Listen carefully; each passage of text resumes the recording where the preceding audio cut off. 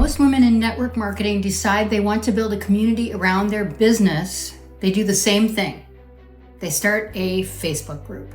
And honestly, it makes total sense, right? It's free, it's familiar, everyone's already on Facebook, and you can have something up and running in about 10 minutes. You post in it and your members get notified, conversations can happen, momentum builds, and it works until it doesn't. Because here's the thing that nobody really talks about when they give you that advice to start a group. The Facebook group isn't yours. You didn't build it on land that you own. It's borrowed, and Meta can change the rules. They can take your reach, shut down the whole thing without a single explanation, and there's nothing you can do about it. That is not a community asset. That's just an arrangement, and there's a big difference between the two. So what actually counts as a business asset? Because this word gets tossed around a lot without anyone really explaining what it means in practical terms. So a business asset is something that you own and control, something that works for your business, whether you're actively pushing it or not. Something that doesn't disappear when a platform changes the algorithm or a company closes its doors. So think about it this way. If every social media platform shut down tomorrow, what would you still have? What could you still use to reach your audience and deliver value and generate income? And if the answer is not much, that's the gap we're talking about today. The most foundational asset most people think of is an email list, and they're right. Your email list is yours. Nobody can take it away from you as long as you're operating within your provider's terms, right? And if every platform disappeared tomorrow, you could still send an email to your list and rebuild from there.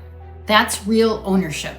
But an email list is just the beginning. And I want to talk about where things are actually headed, because the puck is moving. And I think a lot of women in this space are about to get left behind if they don't start paying closer attention. So let me be fair about the platforms for a second, because I don't want to just dismiss them entirely. Like Facebook groups, school groups, circle communities, they have real advantages. You post something and your members get notified immediately. Conversations can happen in real time. There's an energy to a live community that an email list just can't replicate. An email is powerful, but it's not the same as a space where people can talk to each other, ask questions, share wins, and feel like they belong to something together. So I'm not telling you to shut down your Facebook group tomorrow.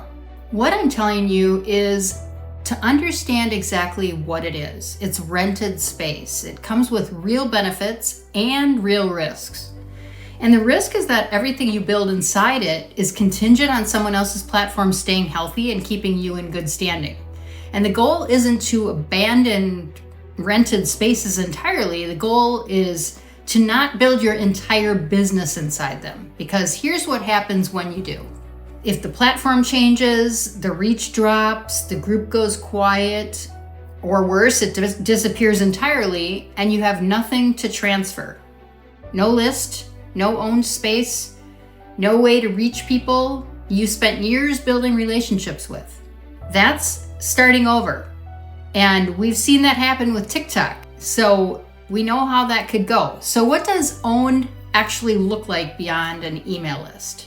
Well, this is where it gets exciting to me, because the technology now exists to build a community space that lives on your own domain. Your own name, your own rules, a space where your members log in and the only thing they see is your brand.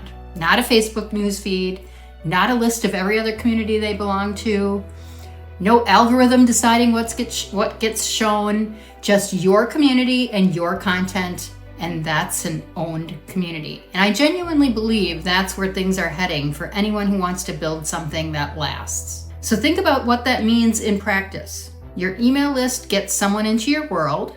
Your own community keeps them there. Your lead magnets and courses give them something to move through. And together, those things create an ecosystem, a place where someone can find you, get value from you, connect with others who think like them, and eventually, hopefully, buy from you, all inside a space you control completely. I'm actually building this right now for Elite Marketing Collective. I have my email list, my hub, the collective, which is my own community, some lead magnets, and courses in development. It's not finished. I'm doing this work in real time alongside you, but I'm building it all on land that I own. And that changes everything about how sustainable this feels and how much the business can scale. So here's what I want you to consider after this video. You don't have to build everything at once. You don't need a fully built ecosystem tomorrow, but you do need to start somewhere.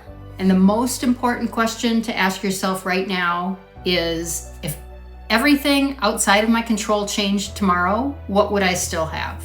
Start with your email list if you don't have one yet. That's the foundation. Then think about where you're sending your people to and whether you own that space. And then start thinking about what an owned community could look like for you down the road. The Authority Audit will show you exactly where your asset gaps are right now, what you have, what's missing, and what to build first. It's free, takes less than 10 minutes, and the link is in the description below. I'd love it if you drop a comment before you go and let me know. Do you have a Facebook group or a community on another platform right now? How is it working out for you? I would love to know where you're at with that. And I will see you in the next video.